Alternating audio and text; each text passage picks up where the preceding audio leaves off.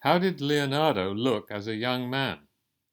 Leonardo da Vinci is well known, of course, to have been the genius of his age, a century before Galileo and Descartes. In fact, he was the original STEM thinker, contributing to all four fields of the STEM quartet, and additionally adding an A for art. So he epitomized the current catchphrase, from STEM to STEAM. Among his many interests, he invented robots and flying machines, and studied human anatomy, optics, and the cartography of mapping the Earth. And of course, he was the painter of some of the most valuable paintings in history, such as the Mona Lisa here, with its famous half-smile that seems to flicker between warmth and seriousness.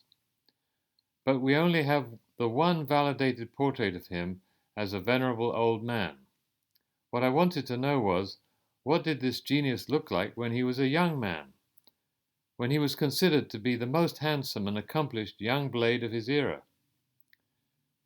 Here is a preview of some of the candidate images of the young Leonardo.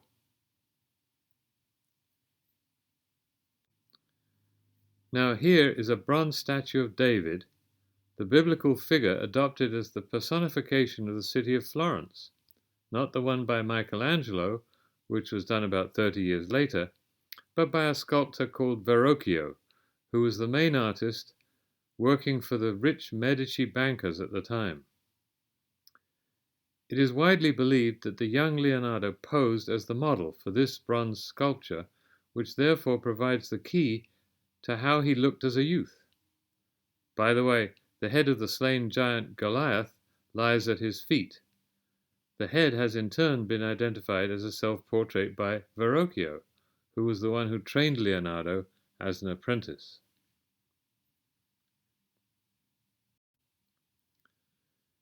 Here is a sequence of views of this compelling sculpture. Notice the Mona Lisa-like half-smile of the mouth.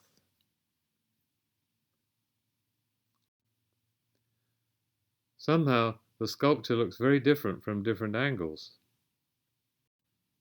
The evocative half-smile of this sculpture suggests that Leonardo himself must have had the same expression for which the Mona Lisa is so famous, bearing out his thought that artists tend to put themselves into their works.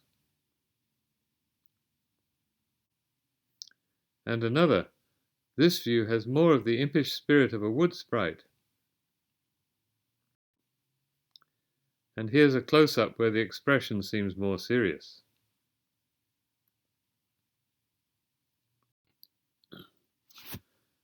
So here's a direct comparison of the head of the statue of David with Leonardo's self-portrait as an old man. At first glance, there's not so much similarity, except for the longish nose, but if you realize that the eyebrows and the mouth tend to lower with age, you can perhaps see the resemblance.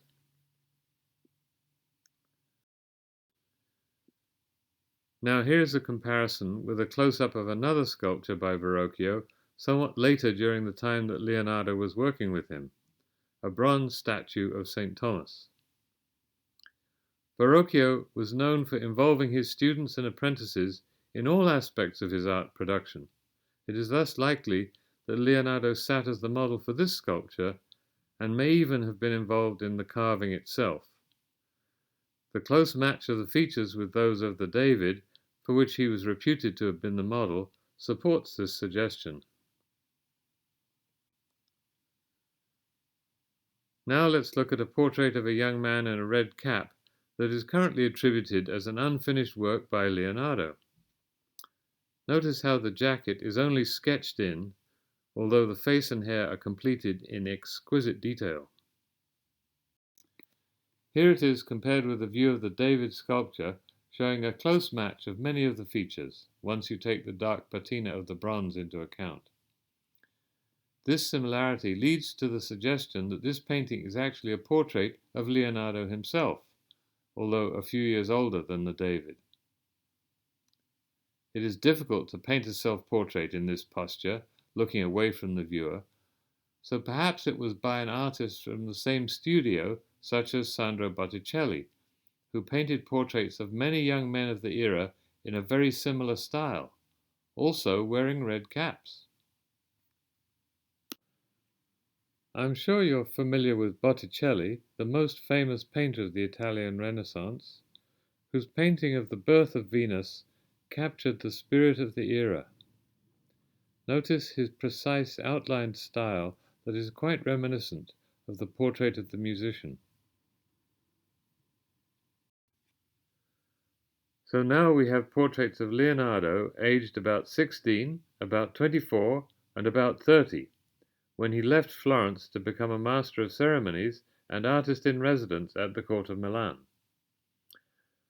Notice how each depiction has the same tightly curled page boy cut to the hair, for example.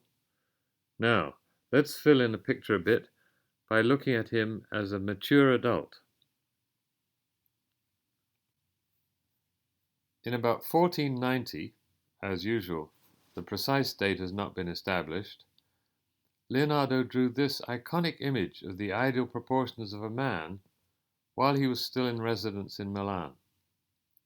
Perhaps it was when he turned 50, the half-century mark, in 1492. This is one of his most famous images and is reproduced on the back of millions of European coins, for example. Notice that if you stare at it, you start to see the man jumping between different postures, as though it's doing jumping jacks. This tells us something about how the brain can do selective processing on different parts of images, which is the kind of thing that I study scientifically at the Smith-Kettlewell Institute. But there's no evidence that Leonardo was aware of this process, and it's not the main relevance of this image for the present story.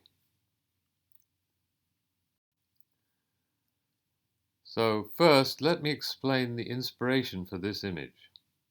The core idea did not come from Leonardo, but from the Roman architect Vitruvius, 1,500 years earlier. Vitruvius described the ideal proportions of a man in mathematical detail, such as the ratio of the forearm to the width of the chest, for example. Vitruvius explained how the navel lies at the center of the circle defined by the outstretched arms and legs, and how the crotch lies at the center of a square, the same area, defined by the height of the man and the span of his outstretched arms. So the structure relates to the ancient mathematical problem of how to square the circle, which leads to the definition of the transcendental number pi. All this was written down verbally in Vitruvius' manual on architecture, but Leonardo was the first one to interpret it in full detail in a visual diagram.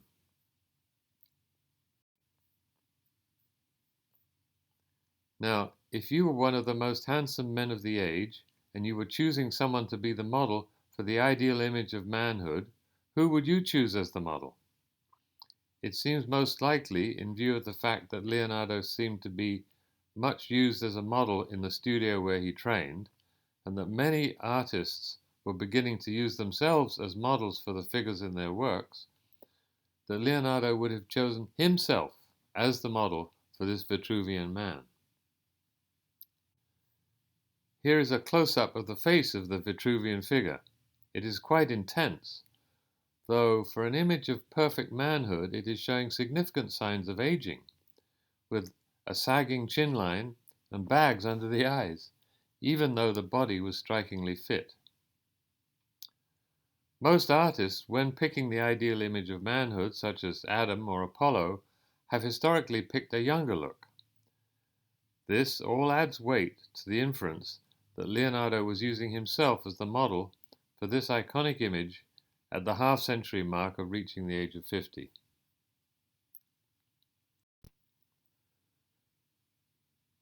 To consolidate the story, we may compare this 50-year-old portrait with Leonardo's established portrait shortly before his death.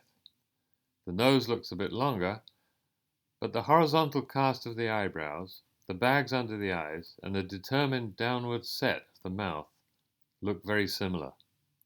Of course, by this time, Leonardo had grown his hair and beard long when he came back to Florence as the most famous artist of his age, until Michelangelo took over that role, so the chin and the neck are no longer visible.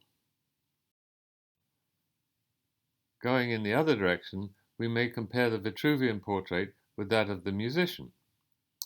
Again, there are strong similarities in the eyebrows, nose, and mouth, and also a characteristic bulge in his jawline that can be seen to be developing in the younger portrait. The match in this case is really compelling, and don't forget that these are not photographs but artistic depictions more than 400 years before the invention of photography, so they are greatly subject to the individual interpretations of each artist. So far, I've described subjective impressions of the featural similarities, taking age into account, combined with some historical influences. The same ideas, however, can be approached quantitatively through computer science. In a collaboration with William Smith, a computer scientist specialized in 3D face processing, and art analyst David Stork, we were able to derive objective measures of the featural similarities of these 4 potential portraits of Leonardo. The computer science approach was based on a 3D deformable model of the human face, shown as the large left image, that could be adjusted in 3 dimensions to capture a wide range of human facial features, shown at the right. Because it's a 3D model, not just a picture, it can then be turned at any angle to match the 2D image of any face from any visual medium, from ancient paintings to modern Instagram videos, for example. This is a powerful technique for extracting the original 3D structure of depicted 2D images and performing quantitative analysis on them.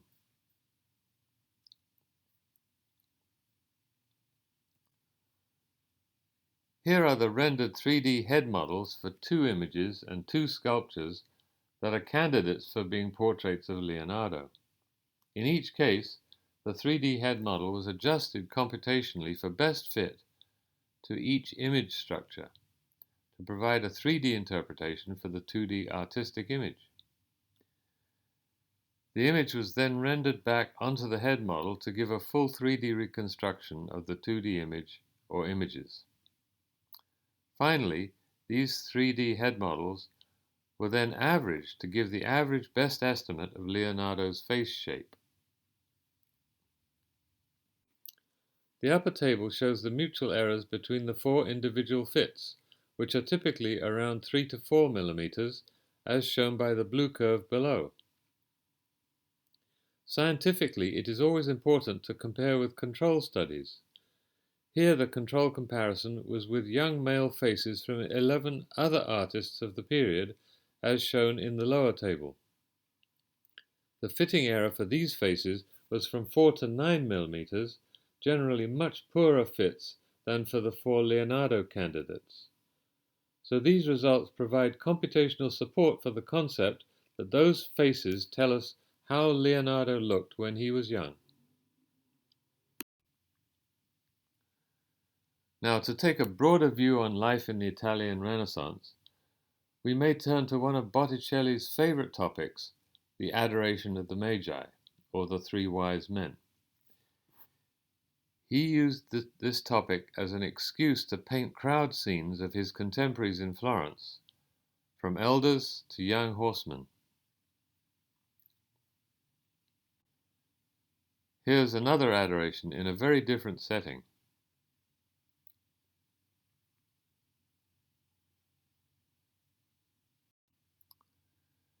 And this one is particularly interesting because the crowd figures are especially vivid, and it's been established that many of the figures on the right are portraits of the Medici family, the wealthy bankers who funded much of the Renaissance. At center right is a depiction of Lorenzo the Magnificent, the most famous of the Medicis. You can see him better in this close-up view. At the far right of this crowd scene is the self-portrait of the artist Botticelli, looking out of the picture in the typical self-portrait pose.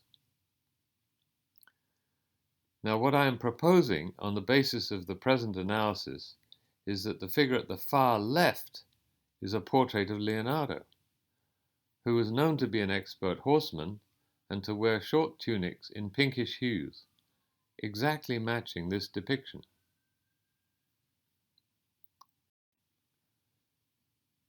Here is a direct comparison of the face of this figure with that of the musician we discussed earlier, so you can see the striking resemblance with the page boy hair curls, the large eyes, and the turned down mouth.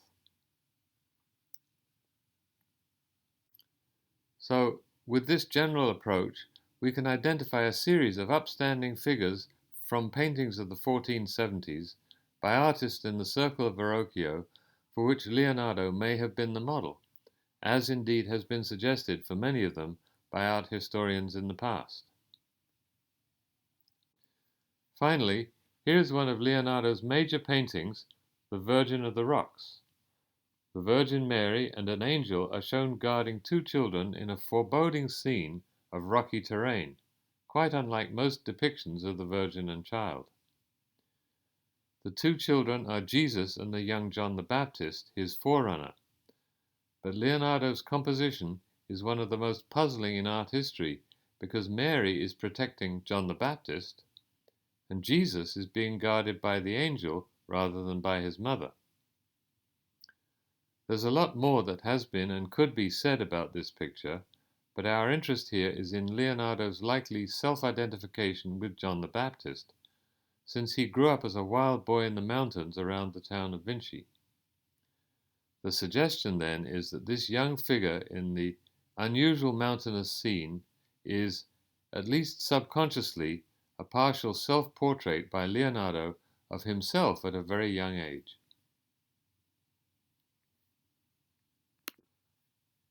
Here's an enlargement of the John the Baptist figure to portrait scale, which thus gives us insight into Leonardo's appearance as a young child. Notice the tightly curled auburn hair, the wide-set eyes, in common with most of the other portraits.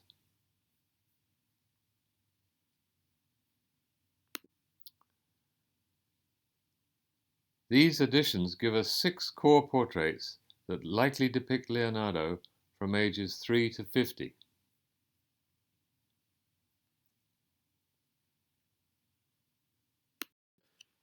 Using these as a basis, we can expand the scope to other works with a striking, age-appropriate young man for which Leonardo may have posed as the model when artists visited Verrocchio's studio in Florence. And here is a compendium of 39 possible portraits of the young Leonardo by other artists, anchored by his own self-portrait at the left center.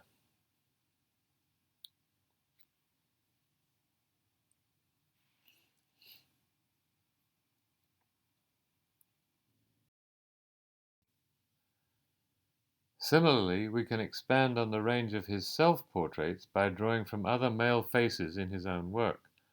In Leonardo's words, often a master's work resembles himself, and in depictions of figures in his own paintings, he would have left a record of his own appearance through the years. So, based on the identifications developed here, we can interpose other portraits to develop an age regression sequence for Leonardo's appearance, ending with his image of the young John the Baptist as we've seen. Here it goes.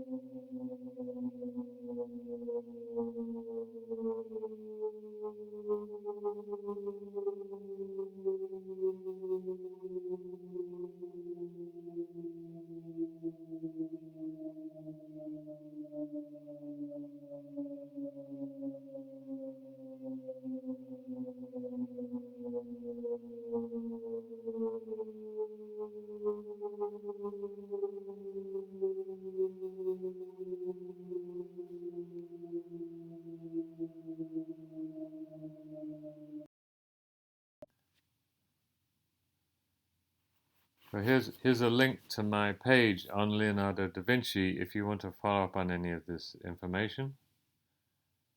And now I'll take questions.